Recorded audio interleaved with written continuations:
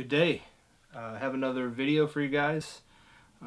Another pickup that I got from Round 2, round2store.com. Go check them out. They got some great stuff, some great deals. So the story on these, I lead worship at a church. So Sunday morning I was playing guitar. We get done with worship. I come off the stage and usually I'll head out to the foyer to grab some water. Pulled up Instagram and these shoes were sitting on there. And they were there for like 6 minutes, and I knew that they'd probably be gone, so I went to the site, and they were in someone's cart. And the way the website works, that you've got 15 minutes to check out.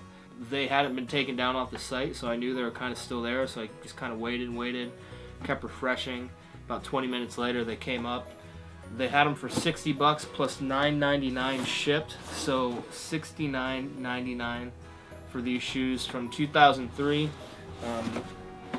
Here they are. I took a chance. They're size 10, but for the price, I couldn't just pass it up. I mean, if they didn't fit, then I'd deal with them. I'd sell them. But here they are, the 2003 Nike Air Max 1 Shima Shima ones. From what I hear, Shima means stripe. So this is the Nike stripe pack, I guess you can say, or Shima pack, obviously. But these dropped alongside the Nike Air Trainer 1s and some SB Dunks. But this colorway, I think, and the model, I think, is the best out of the pack. So I have already repainted the midsole. The midsole was chipping and was almost yellow.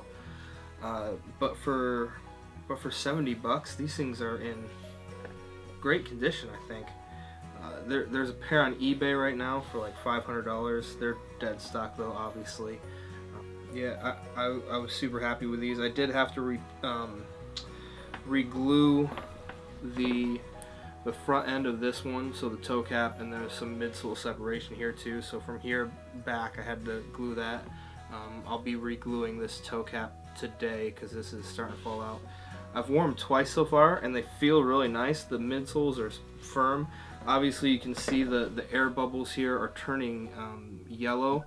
I'm not sure if they're popped. Like they feel a little decompressed, I guess you can say, but the midsole's holding up really nicely. So I don't know what to say. I'm gonna wear them until they kind of fall apart, and then I'll probably midsole swap them and keep on wearing them. The flaws on them, when I got them, are this nubuck here is stained a little bit at the toe, and it's faded from like a dark navy to whatever you see here. I don't know what color you can call that, but I've got some Angelus suede dye coming in that I'm going to dye these with.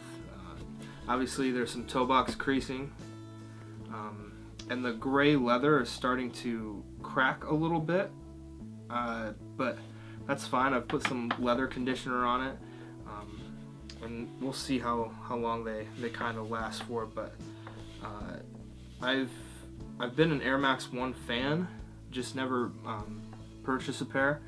The Air Max 1 is probably like the only model that I really like. I know the Air Max 90 is a pretty big cult favorite and everything, but the Air Max 1 is an awesome silhouette.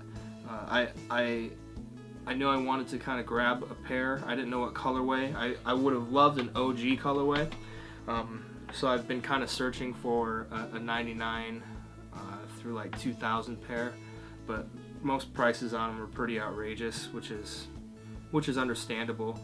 But this colorway, when I seen these, I thought it looked great, and the colorway is fantastic. I just thought to myself I'd never get a chance to get them because some of the prices were just crazy, like I said. But yeah, $69. This is a size 10. I usually wear a size 10.5 in retros. For whatever reason, these fit like a 10.5 to me. So I guess I lucked out. Maybe Air Max 1s run a little bit big, but this being my first pair, I'm not really sure, so maybe one of you guys can tell me. So I guess the details include the regular Air Max 1 outsole with the navy, the gray, and the white. It says Nike Air there. You have a white midsole, obviously the air bubble. This is a navy mudguard in suede, navy swoosh. You've got a really nice leather toe box. The OGs used to come with mesh, but I kind of dig the leather on these ones. You've got gray up on the upper panels, gray in the back with the Nike Air. The tongue's pretty sweet. You have the mesh on the tongue, and then you have the Shima logo right there. And then on the inside, the liner, you obviously have the stripes for the Shima branding, I guess you could say. And then on the insole, you have the Shima logo again.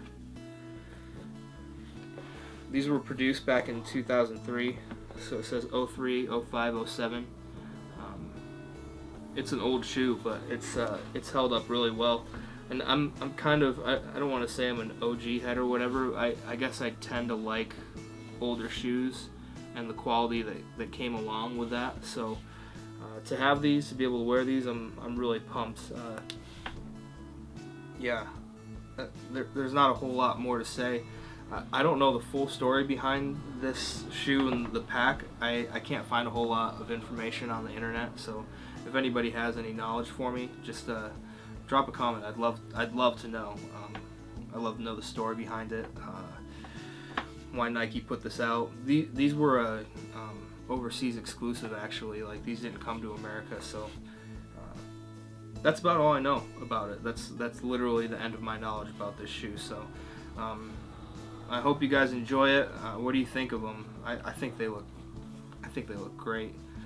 I've got some laces on the way. They came with white laces, but the originals came with navy laces, so I've got some navy laces on the way. And like I said, Angeles is, I ordered some navy blue suede dye that I'm going to dye this back to the darker blue, kind of like the tongue and the inner liner. So these are going to look nice here in a couple weeks, and I am super pumped about that. So that's it. Hope you guys enjoyed this video.